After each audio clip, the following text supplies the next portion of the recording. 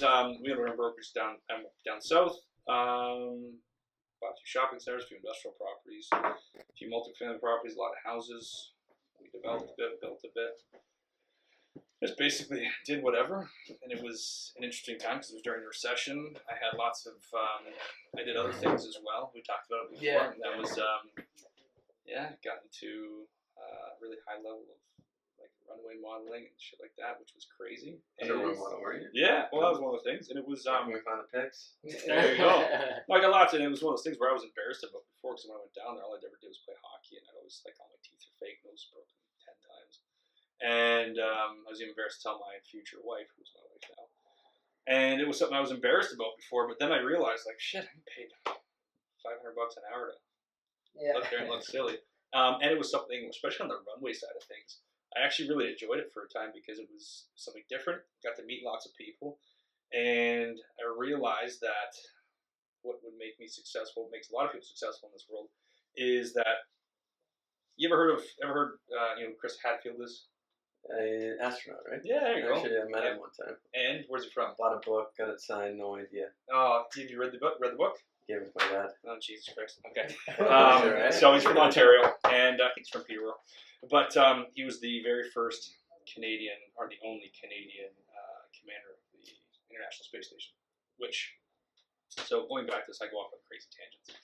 But so his whole thing was to aim to be a zero. You have natural people in his life that you're either a +1, a 0, or a -1.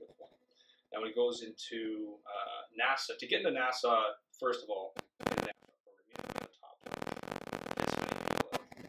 Right? Like you're in the top 0.0001% of the best, smartest people in the world.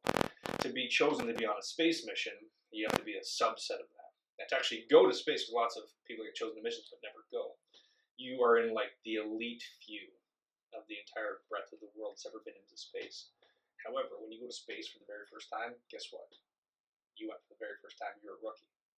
You got all these guys, these commanders been there plenty of times, like they're the boss ass shit, and you're just this guy like, ooh, you're a rookie. So you have two people in this life. You have the people that try to be a +1 in everybody's mind, where you go up there and there are these guys, they go into the room and they, oh, I can do this, I can do that, and you just come across an absolute douchebag, right? They try to be a +1, and in everybody else's mind, after the end of that mission, they do all of these like months and months of reliving the experience, so how they can manage and maintain later on, or kind of like relive that experience. So do all of these interviews with people. These people that try to be a +1 and puff their chest out, and I'm this guy, right? They naturally become a -1 because I don't want to get back. How easy to communicate with. If you aim to be a 0, just work harder than everybody else. Keep your mouth shut. Do more. Don't brag about yourself. Let other people talk about you. At the end of that, they interview all of these other guys that were on that same trip with you, and to see if you'd be a good fit to go back into space. And they're going to say, he did his job. He went above and beyond. He didn't boast or brag. We asked him to do everything, and he went above and beyond his call of duty. Yeah, we'd have him back there in a second. So I kind of took that before I read this book, in that modeling gig where these shows, we'd be there for like 4 or 5 hours. We'd really be working for maybe half an hour during the show. But during that time, I would always go back in and help people, like I see these women unloading the clothes and everything. What can I do? How can I help? If not, I'm just going to sit here and do my work. I was still in the real estate business. And I was naturally being a 0, but the reason why I got called back so much and why I was so successful in modeling is because I was helpful, I was pleasant, I smiled, and I was enjoyable to work with, right? Dudes in modeling, you're a guy. We all look the same. We're all dudes, right? It's how well you fit in and help other people. If you aim to be that 0, people are like, I want that guy back. He was so nice. He brought us coffee. He helped out with whatever. How can I add more value? If you guys need me, I'm going to be right here under my rack, or I'm going to be getting dressed in bed. I'm just going to be doing some work. But if I can help you in any way, let me know. So that was a huge thing. I kind of joke around about the modeling stuff, but to see how that kind of translated to every portion of my life was huge, because again, just add more value to people, and they'll always want to call you back and work more with you. Did that answer the question at all? Or? Definitely, yeah. So I think that's maybe one tough thing about real estate sales is just chasing those numbers. You want to sell, and you oftentimes it's pretty easy to forget that your job is to do well by your clients, and as a result, that will bring more business to you at the end of the day. And then I think as a landlord too, one thing I rarely think about is that these tenants are my customers, and at the end of the day, if I can provide them with an awesome experience, they're more likely to stick around for a longer time. If a potential future tenant contacts them, they give me a good referral. Absolutely. I think that's something it's pretty easy to forget. A good message. Yeah, and it's not, again, they're putting their trust in you as a landlord. And what I found with we had hundreds of tenants, but it was the better you treat them, the better they'll treat you. As long as you do your due diligence and background checks and manage and maintain. What I always tell people, I'm not hard on our people, I'm hard on our systems.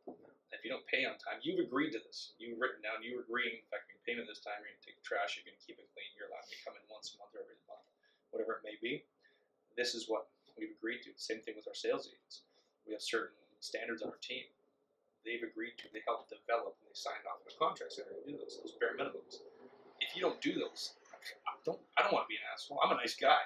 However, what you agreed to, you're basically holding yourself accountable, because I can say you signed off on that.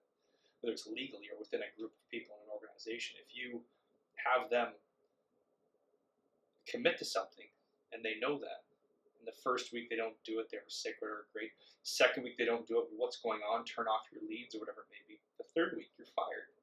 But I didn't fire you. I love you. Our standards don't love you, and it was your option and your choice to basically leave this organization. That's where you say when you're growing, you can outgrow people pretty quickly, and it's self-evident pretty quickly. If they don't want to do it, that's fine. I can still love you, but I can love you from over here while we're working away. I think that gets back to what you're saying about taking ownership and saying it's my fault. Saying that, oh, it's because of this and this stuff. Right? Yeah, and when you have those people, like we have Jessica on our team, she's a single mom, she's awesome, she came to us from Remax, was in a victimhood mentality for most of her life, and she used to call people because that was her style, and she was just used to that. And most people, I think, in our society, especially in Canada, they want to play the victim and complain a lot. There was one time, she was 2 weeks ago, she had to get all of her calls done, her hours and everything, but she had to also study for an exam. And she came to me, and she's like, Chris, I kept just asking for a break this one time. I'm like, why? She's like, well, I have all this stuff to do, and all of a sudden, like, okay, so why? She's, well, I didn't prepare, I didn't plan properly. I'm like, okay, well, why? She said, well, I just didn't think of it. And I was like, okay, so whose fault is that? She said, well, it's my fault. So do you really think you should be let off the hook for something that you could have avoided? She's like, well, fuck no. Okay, and then she walked out of the room. And then she's like, son of a bitch. Yeah, you're right, it's my fault. And seeing her total 180, because before I've been like, well, this happened, I'm a single mom, and the weather was bad, I got sick. Well, fuck, everything happens to everybody. Sorry, I keep swearing. It's your job to manage and maintain that, and it's your responsibility, your ethical duty and obligation to do what's best for you, your family, the people around you. And if you can't live up to your standards or that commitment you've set, well, then you don't need to be a part of the organization that you're with. So that's the hardest thing for organizations. I think people as leaders, that they don't want to be an asshole, they want to be a nice guy. I think I'm a really nice guy. Andrew might not agree with me, but no, I'm still with you. You agreed to something. I'm not hard on you. You're being hard on the standards you set and agreed to and committed to. If you can't follow what you committed to, that's not my problem. And I love it. I'd love to keep it, but it's just not a good fit at this point. So, what are some strategies you use to hold yourself accountable? I know you do this crazy thing. I have no idea why. Where do you wake up at 4 a.m.? I normally catch you at 4:30. Not doing too bad. I was talking to Arro on the way over here. We're winding the clocks back on this video. Yeah. So why wouldn't you wake up at 4 o'clock? Because I thought I was being a gangster waking up at 4:30. That's pretty good. Until I saw you. Well, I think how much more can you get done before 8 o'clock? Yeah. You know what's even better? When you get everything done, you've done more self-development in one day than most people do in a lifetime. And it's around 6:30, and I realize, wow, I don't have to be at the office till 7:30. Guess what I can do? I can crawl back into bed with my wife and kids that are there, sleep for a half an hour, get back up, get ready to go. So I've done this amazing thing. That's business. Georgina, Ontario. I'll take it on film. Hold on. Is it okay? Yeah. That's not right. I knew it was going to be something stupid. Yeah, so it's just really like this morning I slept until 6:30. Because because I needed. I didn't feel. If you listen to your body, I needed to get up and do some stuff. But if you replace, or if you erase, replace, so like tonight, like I journaled. I didn't meditate yet today. All the stuff I'll be pushing off to tonight because it's something that I've committed to. And if I don't do it, I feel like shit.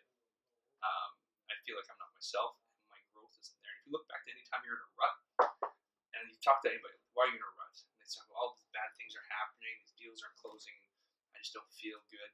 Well, what are you doing differently? I'm not doing anything differently. Well, except I'm not going to the gym, or I'm not reading, or I'm not journaling, I'm not being nice to my wife, I'm not sitting in gratitude. You get away from those things that help, like they're proven to help you in your mindset. Because again, your business grows to the extent that you do. When you stop growing, you start dying. I totally believe that because you can feel in yourself. Just don't do anything for a month. Don't do anything to help yourself. You know? And you're gonna feel like garbage afterwards. So I would say, like, if I can get before every day, I would. But today I was like, you know what? My alarm went off. I'm like, I'm exhausted, and mentally and physically, and I'm gonna take this time to sleep and enjoy that time, so I can hold myself accountable. And then tonight, me and my wife are gonna work out, and I can meditate, do all my other stuff, and then get back out to it in the morning. So as long as you don't get away from that completely. So what happens a lot of times is you find when someone gets sick, you're on a tear, right? Life is great, and you get sick, and you're out for like 2 weeks. Well, me and Alex were talking about this. Well, when you're sick, you might not want to work out, and I agree. You need to rest and get fluids and everything. Can you still meditate? Can you still journal? Give gratitude? Can you still be nice? Can you still not take it out on people? Can you still give yourself positive affirmations? And really work on yourself first. There's no better time to do it than first thing in the morning. Mark Wahlberg gets up at 3 o'clock in the morning. Which that's a little bit much for me. But yeah. So I don't even know if that was a question. You sound like crazy? Mash, not crazy either. You sound, what's the extreme ownership guy's name? Jocko? No. Sound like a mash of Jocko. Oh, yeah. Hal Elrod. Kind of look like Hal Elrod. It's a compliment. I love Hal Elrod. Yeah, me too. That's actually the reason why I started waking up early. What? American morning. Yeah. How much of these guys' stuff are you consuming? How much are you reading every day? As much as I possibly can. How did you? I've always liked the idea. I've loved education. I was a hockey guy, but I was always I would always study. I love to study. I always wanted to be smart. I'm not naturally gifted at like book smarts. I think I'm very gifted on people smarts and not just day-to-day activities. But so when I really got into reading and devouring knowledge, it's like my goal is to read 52 books this year. I'm at 7 already, and I guess not something to brag. Well, I've done all those books, but if you take nothing away from it, and the way I look at it, like with training and everything, you can't overtrain if you're doing very specific things for your business and trying to implement too many things. However, reading and intaking good knowledge, good conversations from people, if you can take one thing away from every single book, you read 52 books, you have 52 pieces of a puzzle that you put together to become the bigger version of yourself. Where I have a great, that was a great analogy I came up with anyways, where it's like if you're reading that many books, so I read a book in the morning, I listen to a book during the day, and then read the book at night. I used to read 3 books at a time, but I went to 2, so read in the morning, and that same book and read at night. Before it was 2 books. But I found I would like to get through stuff a little bit quicker. And it's like drinking from a fire hose. You ever hear that word? It's like drinking from a fire hose? Yeah. Like you won't be able to breathe for a bit, but you're going to be super hydrated afterwards. And you're just going to be, if you retain any of that stuff, and going back and rereading books, like I've read Think and Grow Rich several times, MRA, How to Win Friends and Influence People, The Compound Effect, Rocket Fuel, Disney Way, 10X, like all those types of books where what I find is that you have 2 types of books. Something like 4DX, if you've heard of 4 Disciplines of Execution, which is for anybody in business. I think it's the most amazing book in terms of implementation. The boring books, it's not even theory, it's like doing stuff, but it's the boring books. I said I don't like reading, but I get the most out of them. There's those types of books. And there's something like 10X or Subtle Art of Not Giving an F. I didn't swear there, say that. Yeah. Or any of these things where they're high level, kind of touchy-feely, like motivational stuff. If you can take that and internalize it, and then use that theoretical stuff to kind of put some substance to it, you can really start to mold yourself. Because there's a difference between, the difference between motivation and inspiration is What do you think? I don't know. What do you think? So inspiration is when something pops in your mind, you get a great idea, and then motivation is what drives that idea. That's actually a good thought on that one. But really, what the thing motivation is kind of external factors. You can be motivated by something. I'm motivated to eat because I'm hungry. I get a professional speaker comes, gets me motivated to do something. Like, yeah, we're gonna crush it. You ever get somebody like, I'm so excited, right? I do talks, like 25 emails from people like, let's meet. I'm like, perfect. When do you have available for 7 a.m. this week? 25 emails go down to 3 really quick. Oh, well, not that early. Can we do lunch or let's do drinks? I'm like, I don't do lunch.